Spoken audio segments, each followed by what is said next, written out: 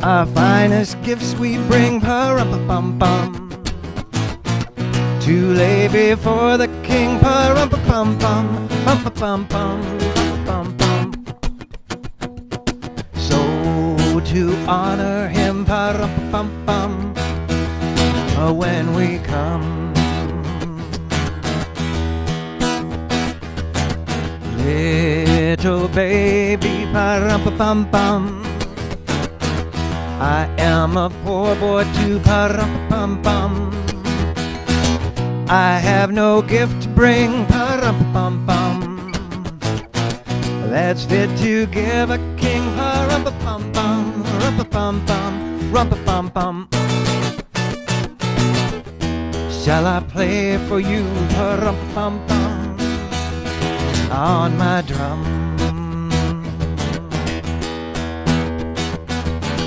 Mary nodded, pa-rum-pa-pum-pum. The ox and lamb kept time, pa-rum-pa-pum-pum. I played my drum for him, pa-rum-pa-pum-pum. I even strummed for him, pa-rum-pa-pum-pum, pum-pum-pum, pum-pum. Then he smiled at me, pa-rum-pa-pum-pum, me and my drum. Then he smiled at me, pa-rum-pa-pum-pum, me and my drum. Okay, let's sing this, me and my drum. It goes like this.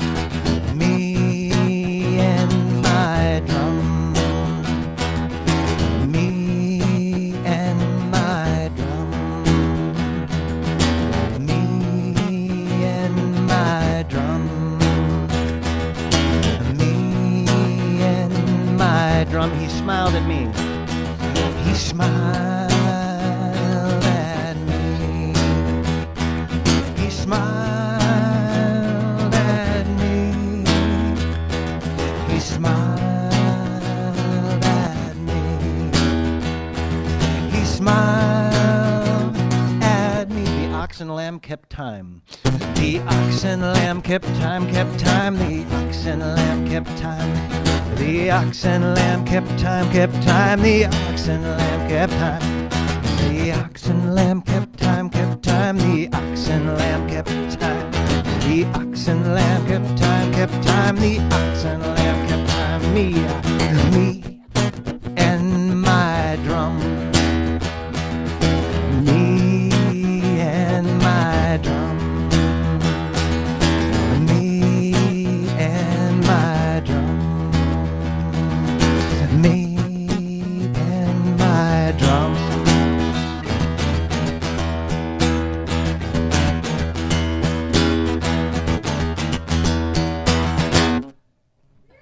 All right.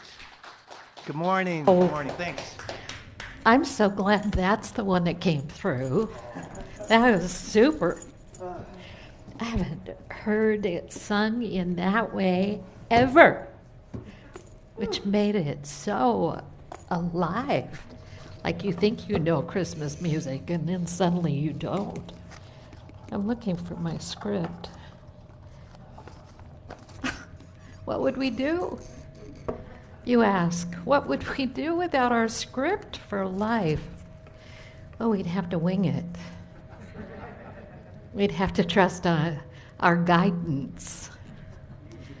We'd have to be spontaneous, but I found it. Intention is everything. Good morning, friends. In the sanctuary, you who've been far away, you who've just been doing whatever you've been doing, welcome, and welcome to all of you online. We are a place that believes in you.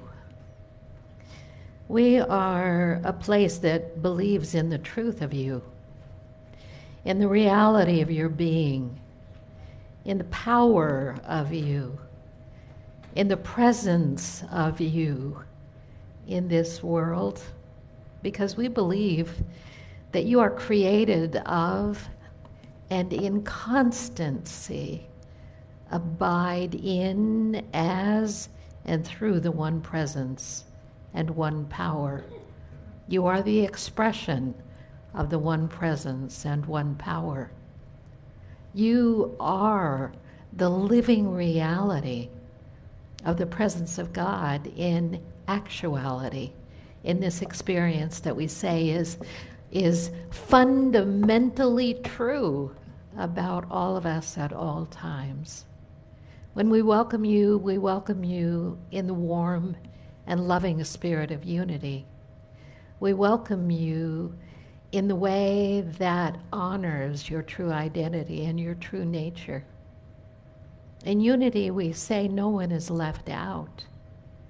And yet at the same time, we say, through our own choices, through our own beliefs, through our own understanding, we leave ourselves out. We forget that we are that which God is in expression. We forget that our very nature, the very essence of our being, is the divine truth in expression. And so as I greet you, not just in the warm and loving spirit of unity, but in recognition and in honor of you, each of you, and everyone who visits this broadcast any day, any time. We know who you are because we know what's true of everyone. We know who you are, and we see you as strong, mighty, inspired by the Spirit in all ways, in all days. Blessing for a church. This is God's house. May we who come here not only find out about God, but find God. May there be beauty in this place, but especially may it be a place where men and women become aware of the beauty in themselves. May this be a place of worship. May this be a place of instruction. May this be a place of singing. May this be a place of prayer. But for us who worship and take instruction and sing and pray, may this always be a place of inner stillness, where we may listen and hear when God speaks. May whoever ministers here minister in love. May whoever teaches here teach truth. May whoever serves here serve pleasantly. May everyone come into this house in expectation and go with thanksgiving. And may anyone who comes needing help go feeling blessed. May this be such a house that Jesus Christ, or any stranger, even one of the least, would feel in it that he or she was with friends. I always look at the line that says, may everyone come into this house in expectation. And I like to change that word. I like it when it reads, may everyone come into this house in anticipation. I love that word. And go with thanksgiving. And may anyone who comes needing help go feeling blessed. Our daily word today is Heather. Well, the daily word is not Heather, but Heather will share with us, pray with us the daily word today. It could have been Heather, I don't know. Good morning. Good morning, everyone. The word today is peace. Today, I choose peace. As I continue on the Advent journey, my thoughts turn to peace. I remember what gives me peace: the beauty of a sunset, a comforting hug, a heartfelt prayer. In those moments, peace encompasses all of my thoughts and feelings, transforming any worries or troubles. I wish to carry that feeling with me always. I realize I do not have to wait for specific experiences to feel peaceful. I have the power to claim peace at all times and in all situations. I affirm that divine peace is greater than any worldly condition. I remain centered and calm and don't let minor irritations knock me off center or linger in my awareness. God's peace is my peace forever. And the peace of God, which surpasses all understanding, will guard your hearts and your minds in Christ Jesus. Philippians 4:7. Today I choose peace. Yay, you. I did it without any mistake. You did it so well. Confidence, poise, grace. That's what we bring to the moment when we're called, or not. We bring ourselves as we are. And we pray that the gift that we bring can be a gift of peace, calm, being centered. So I had something to tell you that was very important, but I don't know what it was. So I think I'll share with you about these beautiful decorations. Jerry, can they see the whole sanctuary online? Look how gorgeous it is. The tree, the poinsettias here and down here, the wreath. It's just beautiful in here. And I'm grateful for the team that assembled to make it happen. What a wonderful gift. You walk in and you think, oh, it's so beautiful this way. And then you're really glad that somebody else did it, but you know that does occur to you, or you feel like you're behind the ball in terms of time or whatever. But how grateful we are that loving hands create this beauty each year for us. And so giving thanks. Giving thanks to our Sunday morning team this morning. Steve Mason. Yay. I got your name right this time. I messed up the last time. I did actually carry that for a moment, like, and then I thought, he loves me no matter what. So he understands. And Ellen is back there doing sound. Jerry is there doing all the whatever it is that he does there to make magic so that we can be present with you and with you. Yesterday we had a vision meeting with members of the congregation. There were 16 of us total in the room and on Zoom. We danced our way through some technical difficulties and dropped into a space of really beautiful thought about why does our ministry exist, for whom, and for what? Why are we here? And in asking that question, what does it mean to be able to be present in these teachings and these ideas? But why do we exist? And what do we bring to the world? And what's our commitment? What are we committed to at the baseline of what a vision holds for our ministry? At some point in time, I'd love it if we had a solid statement that lived over time. But the reality is we're changing all the time.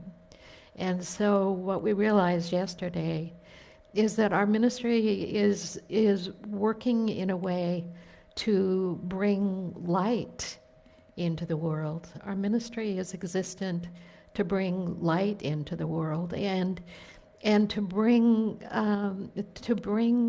a new realization of spirit into the world, a new way of being on our spiritual journey with a new way of thinking, a new way of seeing, that we're here to stand for the eradication, if you will, of separation, and to be in that spirit of connection, true connection. That we're here to move beyond fear and to allow and more than that, to move through the belief that fear has to guide us in decision making or thinking or being in the world. Fear is seldom ever our friend, although we learn a lot from fear. But part of what we learn from fear is that we'd rather choose love.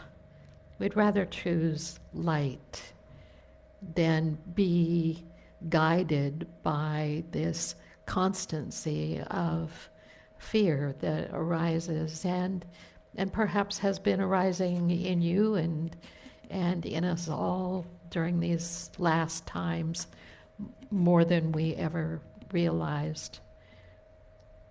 And we're here for something else. And that's where the vision begins to emerge. We're here for even more than that. We're here to be in service. We're here to be in the honoring of the Christ truth, the God presence in everyone here and wherever they may be in the world today. We're here for a big purpose in a small building. We may be in a small package here, but we have great power and great wisdom moves through us as a community. And the world, I believe, needs that which we are. And so we believe in the light. We believe in the power of love. We believe in the power of overcoming and rising into new states of awareness. We believe that we are whole and perfect and free. And so the vision meeting was beautifully, beautifully done, and we have a lot more to work with, and we'll offer more opportunities, I think, to be part of this process.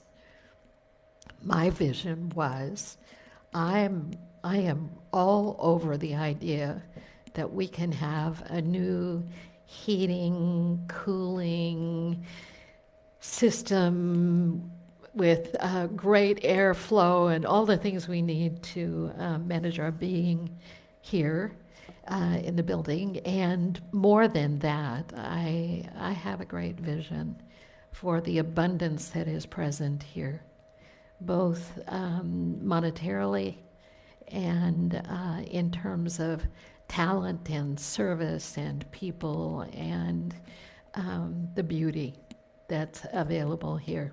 So I have a lot more vision, but for right now, that's what I'm going to give voice to. What's your vision for our church? It's an important question to ask. What's your vision? Why do we exist? Why are we here? Christmas family, our Christmas family gifting is coming quickly. Our beloved Beth is leading the project this year. We have a mother and 4 children that we are supporting. 3 children. Well, the numbers add up to 3, but the word is 4 here. So give me a break. So we've got 2 girls. We've got 2 girls who are 8 and 17 and 1 boy who is 3. And that adds up to 3 children. And we have $300 toward our $500 goal to be a blessing for this family in terms of gifting and food. So if you haven't yet given your donation for the Christmas Family Fund, please do that. You can designate it online. You can contact us at info@sv.org, and indicate that you will be giving a certain amount so that we can go ahead and utilize the money for their blessing. Cake sale continues for a little while longer. We have 3 of Aunt Louise's fabulous cakes left. We have an offer of 3. If I look at Bobby one more time, he's gonna hide. So we only have 3 left out of the 10. They are $150 each, but you could share it half and half with somebody else. That would bring it down to $75 each. That's probably what some people want to do. You can re-gift it to someone else. It's the best cake you will ever have. And she's working on them night and day, right? Like an elf in the kitchen.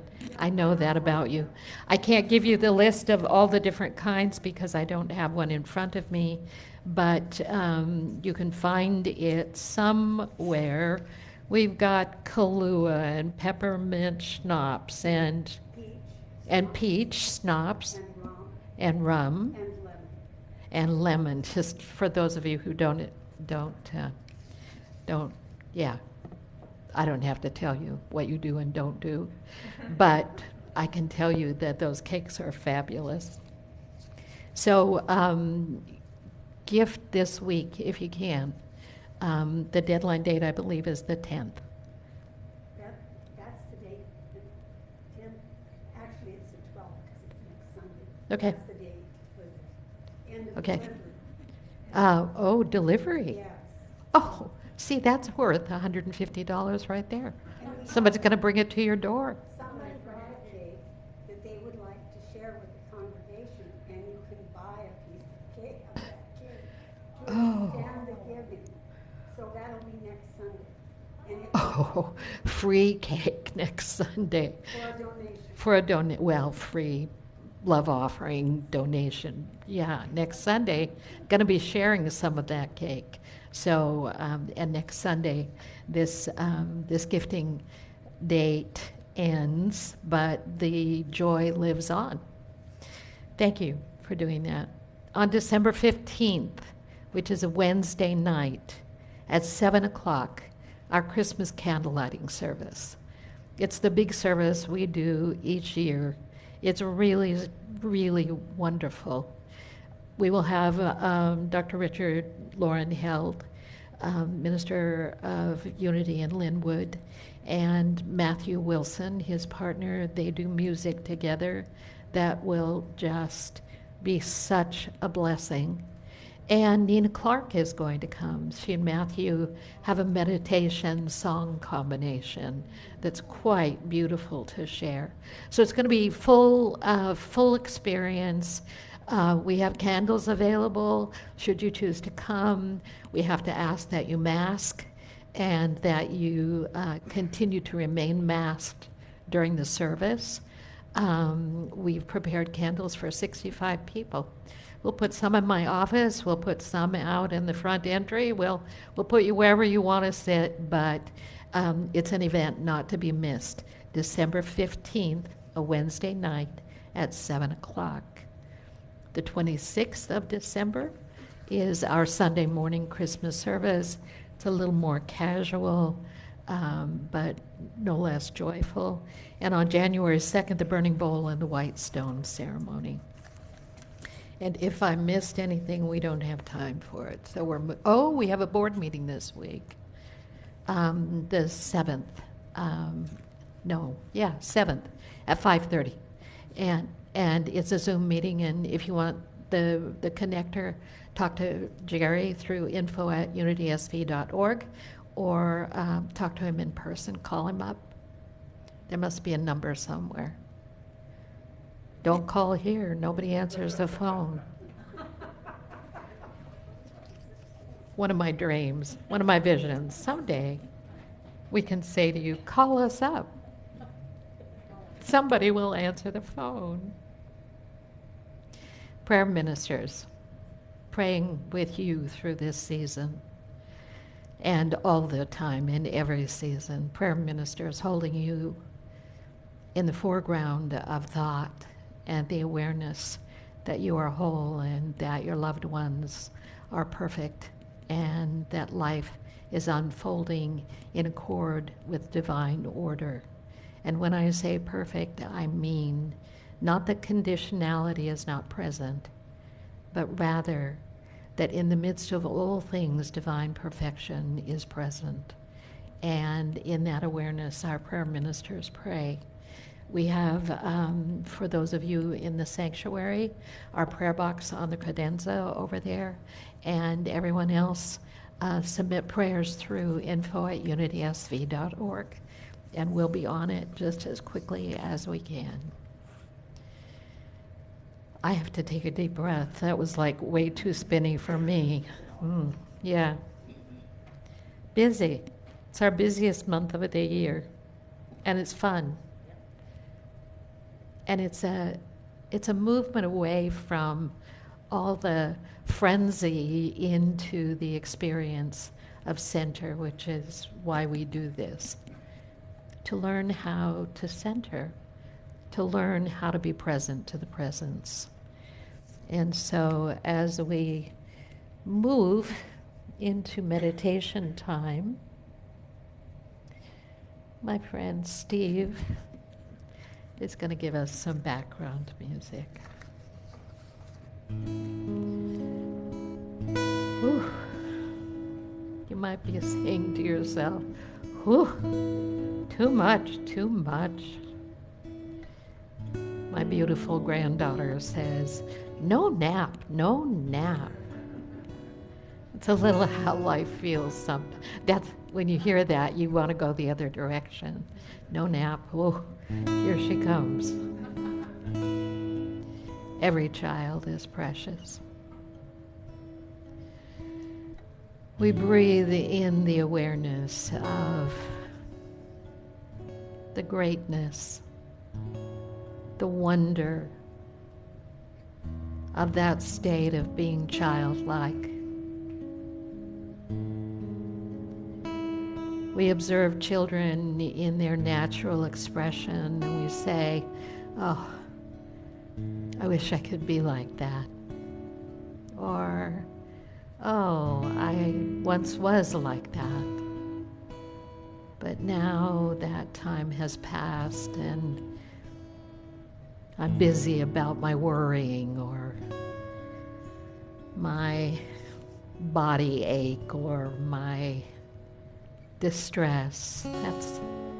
We grow into becoming cold and hard and fixed on our thoughts, believing that worry is how we get things done, believing that all these concerns we carry will somehow make things right. But we have a choice, friends. Dearly beloved of God, we have a choice.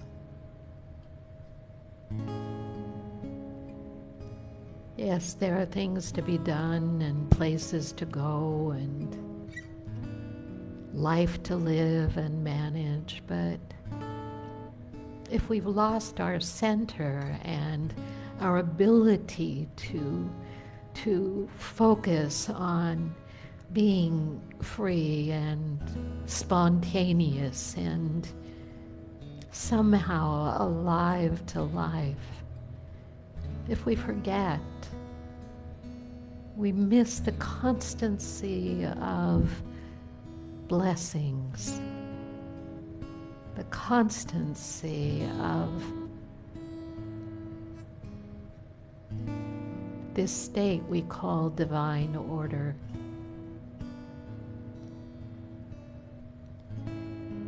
All things will happen in their own time. There is a season for everything.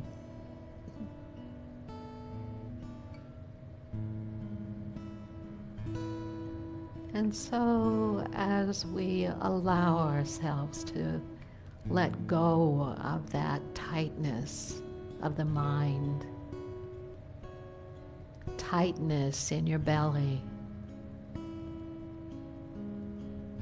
tightness in your legs, letting go.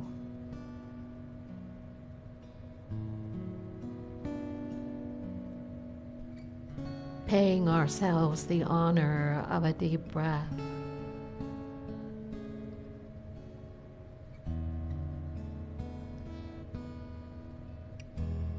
Bowing to the holy presence within you, with your mind, with your heart. I bow to the Holy One within me, within you.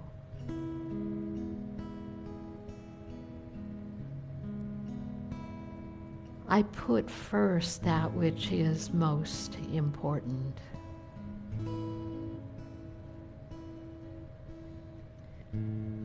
The recognition that the living presence of God dwells within me.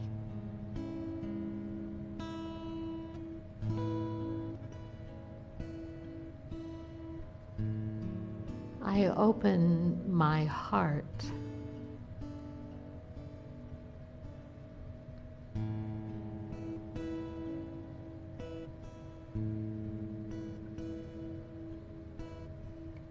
and I meet myself there in my heart, my divine self.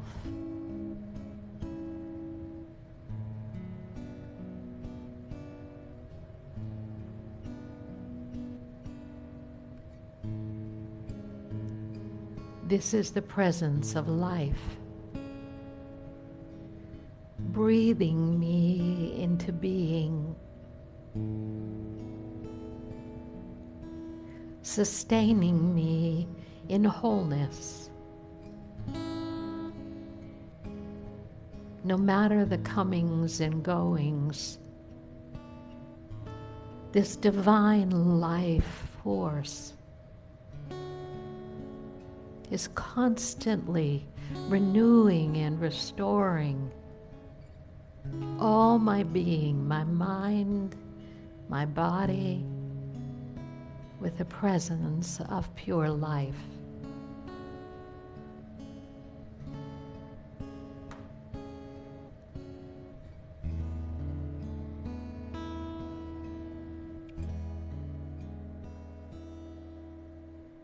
I greet that truth within me, that life force.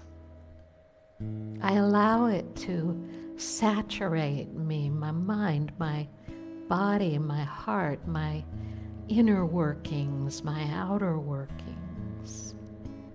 I am saturated with the presence of divine life. It's present in every cell and atom and in every smallest bit of that which expresses as God, as me.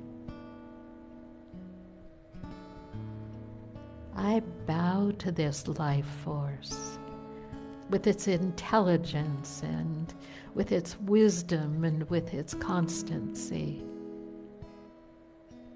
Infinite.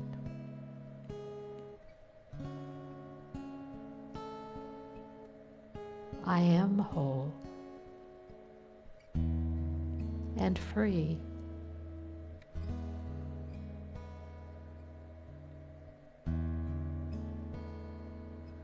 I meet the presence of love, that great something that's indescribable, not just an emotion, but that which is indescribable, that holds all things in perfection and order, harmonizing, singing in the midst of me and opening my heart that I might know a feeling of true peace and fulfillment that's going on in every bit of your being in this very moment in time.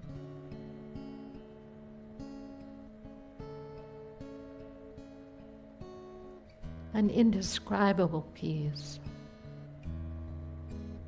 a deepest level of calm, a perfection of love that allows us to let go and receive all the blessings that are flowing into and through us and around us now.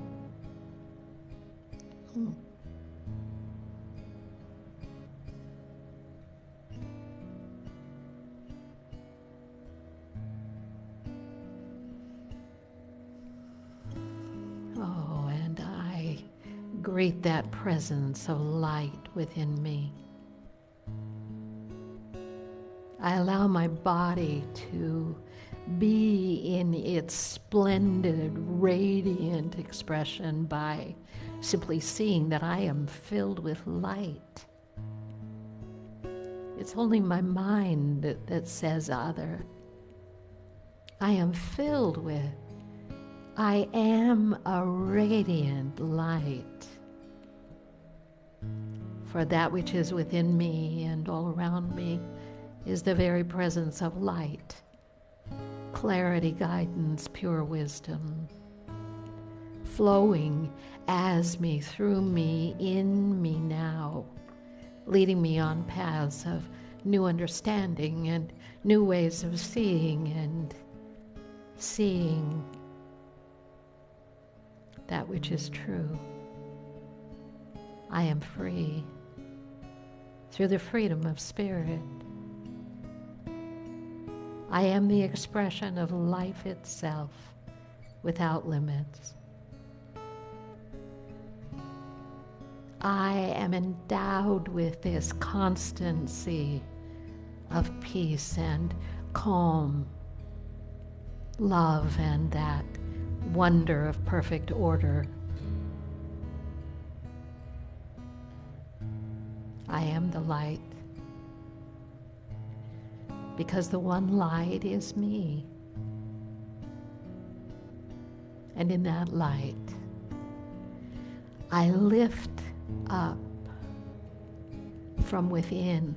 I shine so brilliantly that where I stand, I lift up the darkness and make way for the clearing of that which is emerging.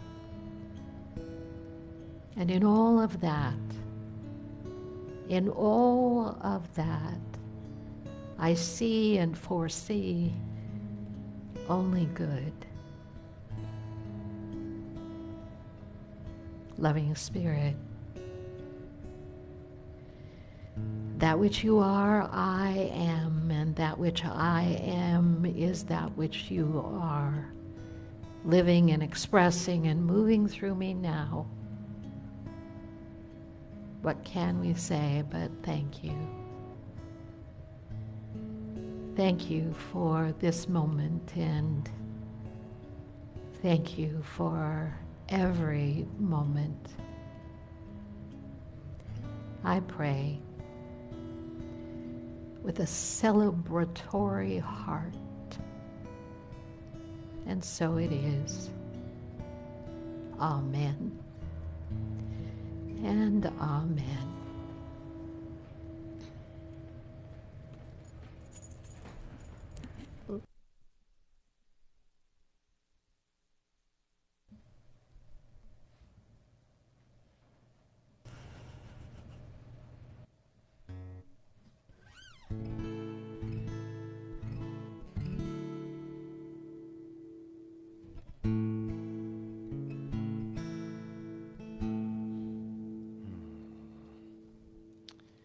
I have all these wonderful gadgets and things, and the book works best, so.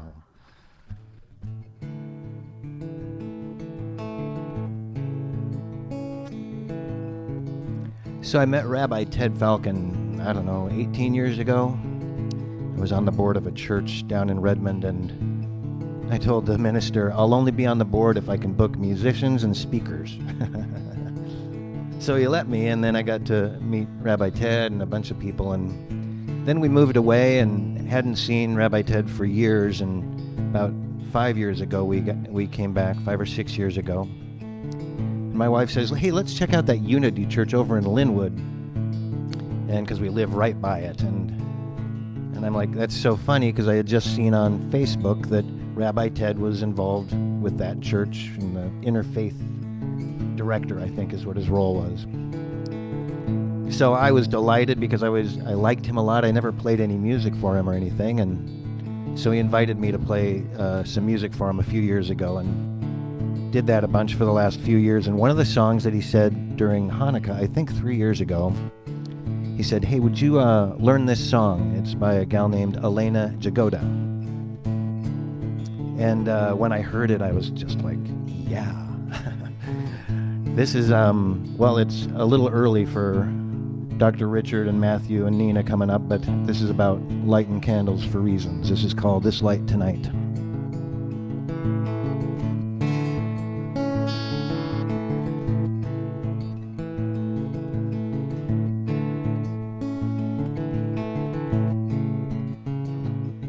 I'm gonna light this candle for the joy that's in our hearts.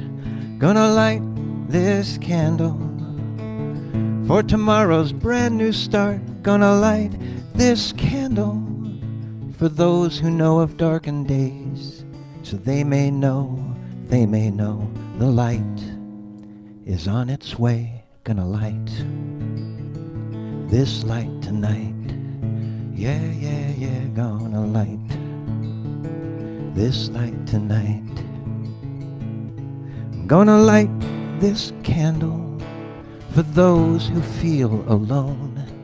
Gonna light this candle so that they may find their way home. Gonna light this candle for those whose hearts are broken, so that they may know God's heard the prayers they've spoken. Gonna light this light tonight. Yeah, yeah, yeah, gonna light this light tonight. I'm gonna light this candle for turning our lives upside down. Gonna light this candle for finding stillness as the world turns round. Gonna light this candle for the children who are great believers, so they may know they are our greatest teachers. Gonna light this light tonight. Yeah, yeah, yeah, gonna light this light tonight. Oh, yeah, yeah, gonna light this light tonight. I'm gonna light this candle for me. Gonna light this candle, 'cause this is right where I'm supposed to be. Gonna light this candle so that we may walk our own true path, 'cause there ain't no use in looking back. Gonna light this light tonight. Yeah, yeah, yeah, gonna light this light tonight. Yeah, yeah, yeah, gonna light this light tonight. Yeah, yeah, yeah, gonna light this light tonight. What a great song. It's wonderful. So what's that line in there? I'm going to light this candle for turning my life upside down. Yeah, for finding stillness as this world turns. Or peace, Heather. For sure. Thank you.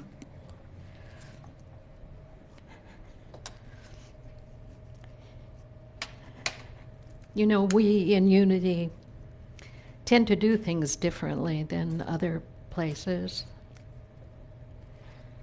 So the Christian world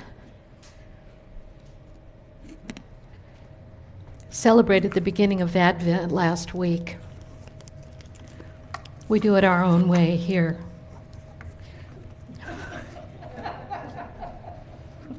Always, we do it our own way. Why didn't we do it last week, people might say, who come from a history and Advent tradition of one kind or another. It's not about the day. It's not even about the season. It's a great teaching about how to live a spiritual life once again, always in anticipation of that which is coming forth, not like living into the future, but anticipating that something's coming that I've never seen before. Something is emerging out of this seeming dark time. It happens at this time of year. And in the Christian tradition, it's very, very important. But it's important for us as well. But it really doesn't matter what day we begin and what day we end the 4 weeks of Advent. Why? Because it just isn't. I didn't grow up with Advent as a tradition. You're not going to go to hell if you miss an Advent Sunday. I mean, really. As a child, I received Advent calendars, but nobody in my world, in my family or in our surrounding extended family, nobody went to church. Nobody cared about those things. So I got an Advent calendar and I opened all the doors at once. I'm like, too curious to wait. Why would you wait? What are you waiting for? I just opened them all. It kind of, later I learned that wasn't the way you do it, but as a child it was the perfect way to do it. But there is greater meaning to be found, just as there's greater meaning to be found in so much of tradition if we look for the inner message, the inner truth, the inner meaning. There's so much to be found, so much richness. So today I'm going to do things I'm going to focus a little differently today. The season of Advent, from a wonderful writer named Jan Richardson. She wrote a book called Night Visions, and it's about Advent and about the tradition of this whole season that we call the Christmas season. The season of Advent means there's something on the horizon, the likes of which we have never seen before. Take it in that way. The season of Advent means there is something on the horizon, the likes of which we have never seen. Oh, there's something on the horizon. We've never seen it before. How far distant is the horizon, we ask? How far is that? How far do I have to travel to get there? Well, it's here in the midst of this moment in time and the one that follows. It's not possible to keep it from coming because it always will. You can't keep it from coming, this that is emerging, waiting, that has your name written all over it in a wonderful way, an invitation. That's just how Advent works. What is possible is to not see it, to miss it, to turn just as it brushes past you. What's possible is to miss it, that which is emerging out of this moment. So stay, her words, stay, sit, linger, tarry, ponder, wait, behold, and wonder. There will be time enough for funning, for rushing, for fuming, for worrying, for pushing. Just for now, stay and wait. Something is on the horizon. See Advent in that way. The candle I lit today is for faith. For faith. Stay, wait. Stay with the process. Stay invested in that which is yet unseen but present and presencing in the midst of where life has brought you in this moment. We're not talking about years, we're talking about how we can see things from a different perspective. And when we do that, everything changes. The Advent journey begins in darkness. And she said, Jan Richardson said, I am familiar with this terrain, a child of the night, a lover of stars. It is in the darkening hours that I feel most at home. And yet often we're fed the untruth that darkness is somehow synonymous with negativity and evil and something to be feared.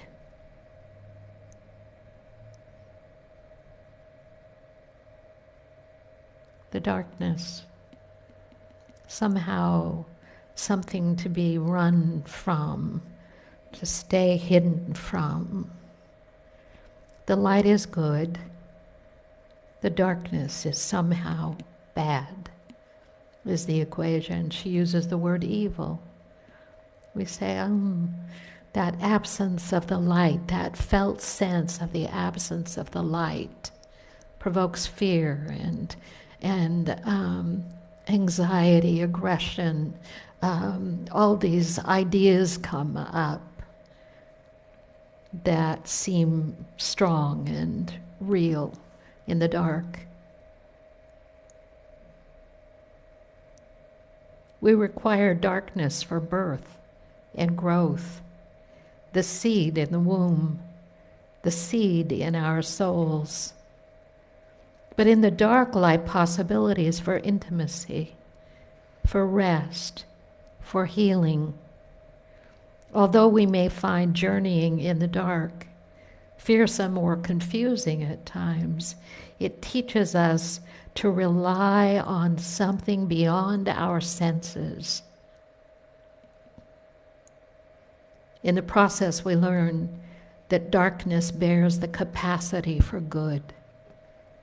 In these days of darkness and waiting, it may indeed seem that God's face is hidden from our sight, but the sacred presence is there.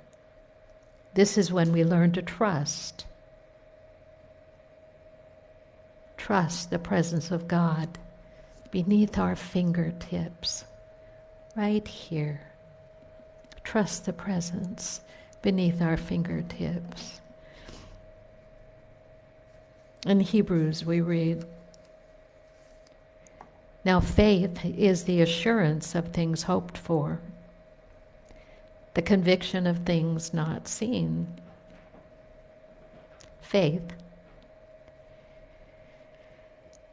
And Jesus said then, for truly I tell you, if you have faith the size of a mustard seed, you can say to this mountain, move from here to there, and it will move. If you have faith, even a little faith, nothing is impossible to you.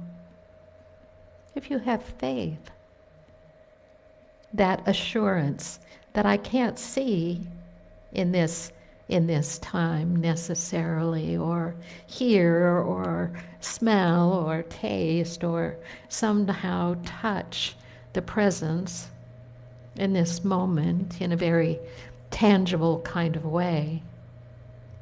It doesn't change the fact that that which is always so. And so when Jesus talked about, you are the light of the world, he's saying that doesn't change. You may be in a dim space in your mind around something you're wrapped around, but the light is still present. You may have turned the rheostat down to feel that you're lonely or abandoned or don't have what you need, but it's, you can turn it up simply by focusing your intention, invoking the presence of light through your inner knowing. No, it doesn't seem as though, but what is faith but to see what is so even in the non-appearing in this moment of time? Nobody said it was going to turn out the way we thought it would. But somehow in the midst of it all, there is that is forever at work within us. It can't go away. If it went away, everything would go away. You see, these things that we pray about and worry about, and whatever the case is for each of us, the real truths can't go away. The truth that substance is that which is the creative life and intelligence, forming and reforming and releasing and forming all things. It can't change the progression of the way in which it works. It is a constancy, an infinite reality. And so even in the darkness, the light can't go away. It's part of creative intelligence. It's part of the wiring of things. Even in the darkness, there is still that sense that life is progressing and the light is revealing itself, even when I can't see it. And so in faith, believing becomes a very real way of living. I believe in faith. I may not always have a solid anchor in the waters of faith, but I believe that faith is still present. I just can't see it. I can't practice it. I'm too wrapped up in my own way of thinking about things. And yet, it doesn't change the light that faith is somehow that light present. And we stop running from the darkness because we know there's light in the midst of that. The presence is present even when it's dark. So now, a different way. I've just given you Jan Richardson's words. This is a story, a true story. I'm grateful to say a little longer story. A minister named Lowell Grisham told this story in 2007. This is a true story, he said, about a seminarian whose turn to preach came about in the homiletics class, the speech class. The text was from Isaiah 9:2. The people who walked in darkness have seen a great light.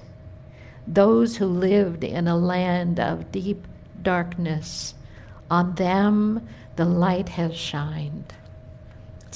It's a beautiful scriptural passage. The people who walked in darkness have seen a great light. Those who've lived in a land of deep darkness, on them the light has shined. The student preacher asked the class to follow her to the place where she'd begin the sermon.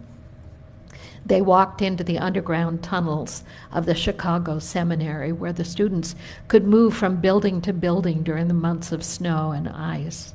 They went down 2 levels to the squash court, which was a completely enclosed structure without windows or lights. She explained that they would sit in darkness and stillness for a full minute before she would begin her sermon. The door was shut. The darkness was absolute. Shocking darkness. Darkness so complete that you couldn't see your hand in front of your face, much less the neighbor next to you. There was nervous tittering, a couple of jokes, that kind of defensive humor that covers discomfort, some too loud laughter, and then anxious shushing. After a while, they began to enter an uncomfortable silence that never got quiet. There was constant shuffling of arms and legs, the scrape of material and the creak of joints. The preacher waited, waiting for that single minute of total stillness and complete quiet. Minutes passed. The nervous shuffling continued. It's not going to happen. There's too much anxiety. 60 seconds of quiet stillness seems impossible. And so the preacher begins. She will make her sermon's point anyway. Without speaking, she lights a match. The flame lights every person, every corner of the room. They look around and they see the familiar faces of each friend surrounding one another, illuminated by the fire. The single flame is reflected and magnified by the eyes of everyone who is present. Immediate relief. Immediate relief. The group relaxes, oriented and grounded. Awe is evident. The preacher remains silent. The match burns itself out. When the darkness returns, the room is completely still, completely quiet and peaceful. How long did that match burn? How long does a match burn? It seems less than an instant. It's just, but there was somehow a transformation through just that much light. Not buckets of light, not spotlights, not colored lights, not Christmas lights. A match, one single match. Immediate relief. Just that much, and a great peace was present in the room. There they sat. 10 minutes passed in silence, a reflective stillness, peace, calm. Too soon, it seemed, the preacher opened the door and said, "Amen." Jesus came into the world as a light into deep darkness. He came as a child, an infant, led by a light. The shepherds and others came to his presence, and there saw reflected the very light of God. God with me, God with us, God where I am, and it is good. Father Thomas Keating, who was one of the great teachers of contemplative prayer, said that our darkness is our failure to believe that we're always with God and that God is part of every reality. Our failure, a simple failure, not a great failure, not a great blame, nothing to be ashamed of. We move into darkness. What kind of darkness? Well, the darkness of mind, the darkness of heart. When we forget that we are always with God and that God is part of every reality, we go dark. We're not dark, we're light. But where in us is that shift into going dark? It's like somebody pulled a curtain down. The present moment, every object we see, our inmost nature, are all rooted in the presence. But we hesitate to believe this until personal experience gives us confidence to believe it. Personal experience. That seeing faith, that knowing faith, that inner faith that brings light to a moment, an instant, that somehow changes everything we see. It allows us to move not just into a state of calm, but into a whole different state of awareness. I light this candle, we say, or I light this match.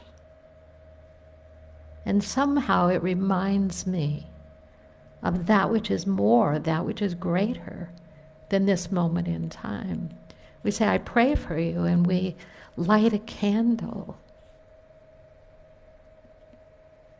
We light the candle to remind ourselves. The acceptance of our basic goodness, continues the sermon. The acceptance of our basic goodness is a quantum leap in the spiritual journey.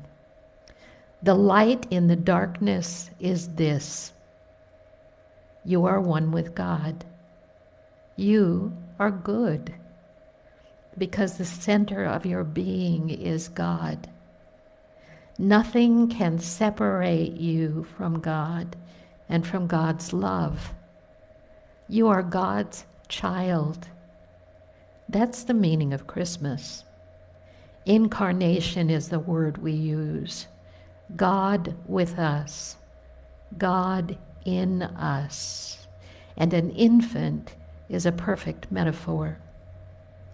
Look upon the child and see God. Look upon the child and see yourself, cherished eternally, a gift of goodness and wonder.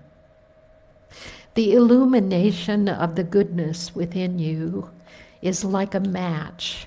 The illumination of the goodness within you is like a match lit in a pitch black room. It changes everything. There is something fundamentally good and beautiful and hopeful about all human beings and all creation.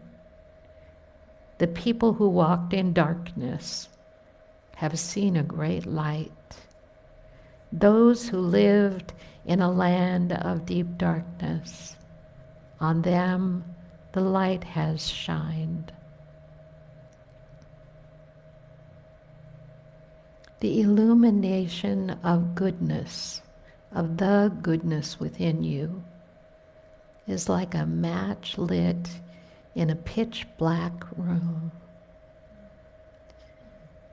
When I invoke the power of light by moving into that awareness, that goodness is what we hold to be true, that in this practice of faith, there's the possibility of lighting a match in a dark state of being in the absence of our faith and goodness and the awareness that life is good. When we're out of that awareness, we tend to give over to darkness, the power to destroy us. What we call darkness, separation. We give it the power of destruction rather than bringing ourselves into the goodness of life. I light that match. I am a match waiting to be lit in this moment in time as I perceive that I am, if there's going to be light, if I'm going to have experienced light, I must lay claim to the fact that what is true is always true. I am the light. I'm not some little stamped out something in human shape, devoid of that which God is. It's impossible. If you are not the living presence of the One, then no one has ever been and no one will ever be. You're not a cookie cutter shape thrust out without the reality of the truth of your being. You could not be here if you were not the one presence in manifestation and expression. You could not exist, be. You would never have been. Every breath you take is giving birth to the One. And every breath you take is the One. Every moment when we shift from darkness to light, we're not saying the darkness is bad. We're saying there's something on the horizon, and in faith believing, I know. How do I know? Because it can be no other way. It's always coming, I think Jan Richardson said. I love that. It's always coming, and our faith is always present. And so Jan Richardson closes this for us. I cannot tell you how the light comes.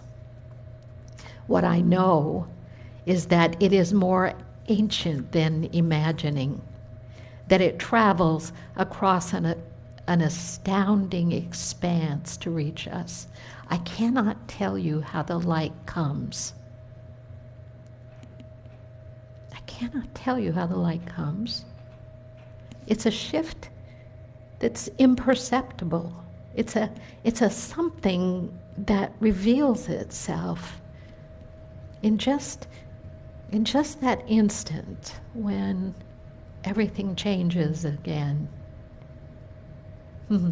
I cannot tell you how the light comes. What I know is that it is more ancient than imagining, that it travels across an astounding expanse to reach us, that it loves searching out what is hidden, what is lost, what is forgotten, or in peril or in pain, that it has a fondness for the body, for finding its way toward flesh, for tracing the edges of form, for shining forth through the eye, the hand, the heart. I cannot tell you how the light comes, but it does. It always does. That it will, that it works its way into the deepest dark that enfolds you through, though it may seem long ages in coming, or arrive in a shape that you did not foresee. It will come. It works its way into the deepest darkness that enfolds you.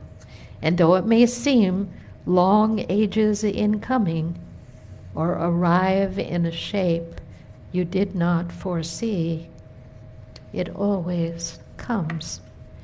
And so may we this day turn ourselves toward it.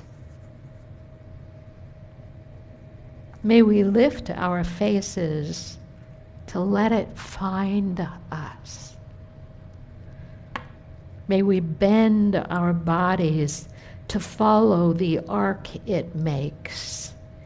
May we open and open more and open still to the blessed light that comes, that always comes.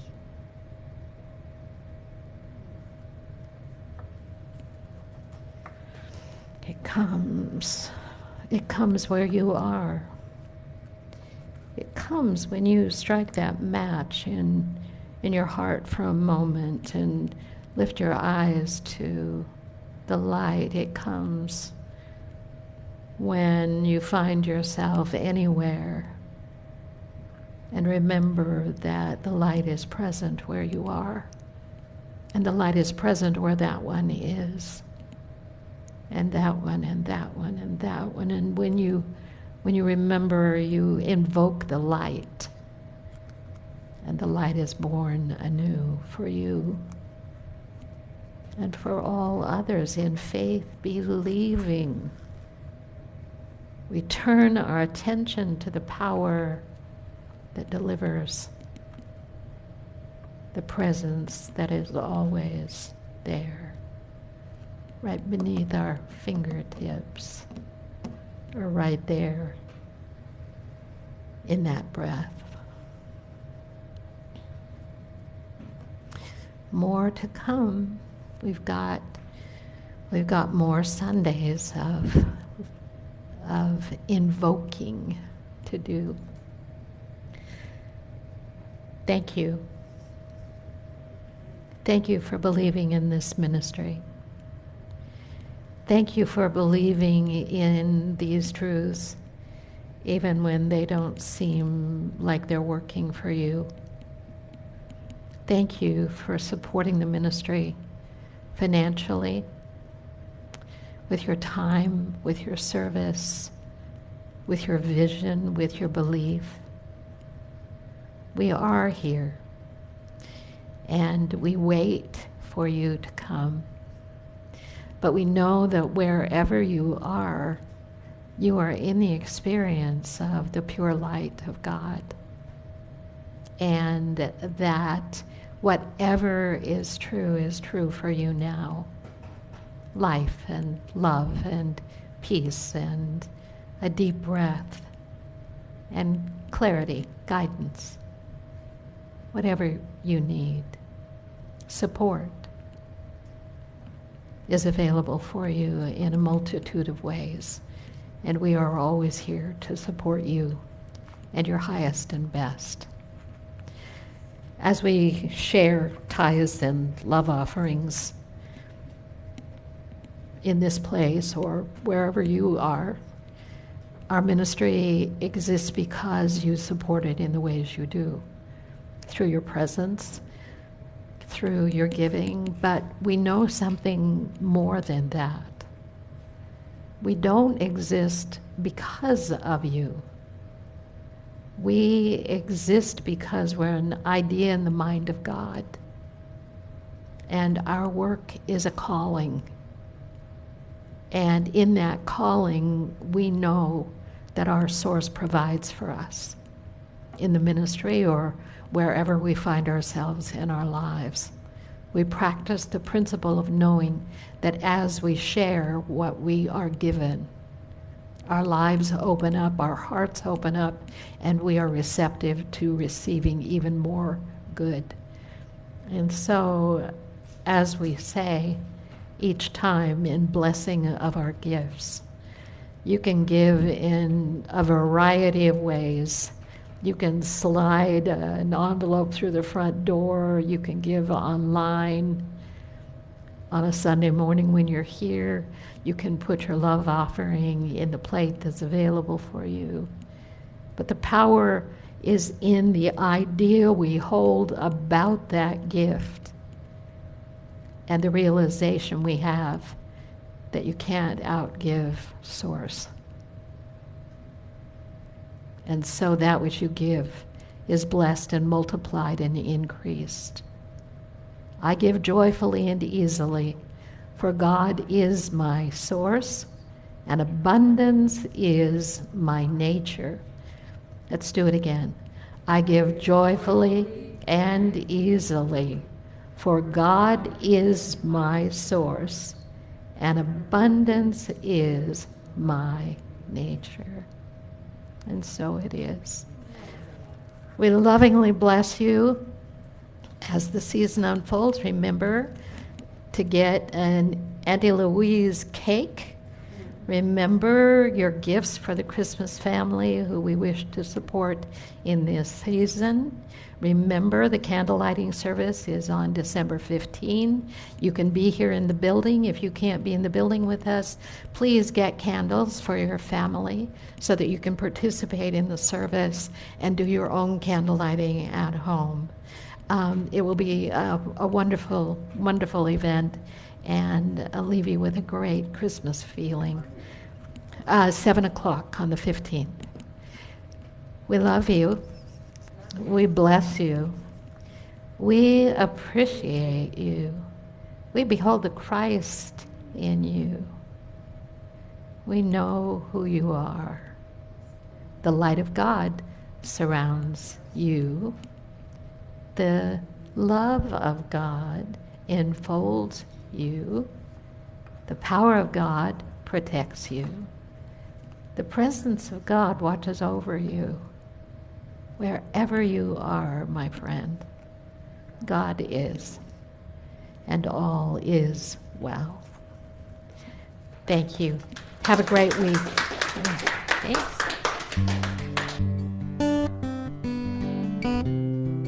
I didn't write this song as a holiday song, but if there's ever a time to be open to giving and gratitude, this is it, you know. Great to amplify that, so. Thank you for your love and more, your gifts untold, and shelter from the cold. When I'm feeling sad or lonely, you let me know I'm not the only one who's ever been here. Oh, thank you for your gifts and more. That's what I thank you for. Through all my noise, you've given me the choice. And though I complain, sometimes about the cold rain, you pick me up so I can listen for a while to just the things that I've been missing in my life. Thank you for your gifts and more. That's what I thank you for. Thank you for. Thank you for. Thank you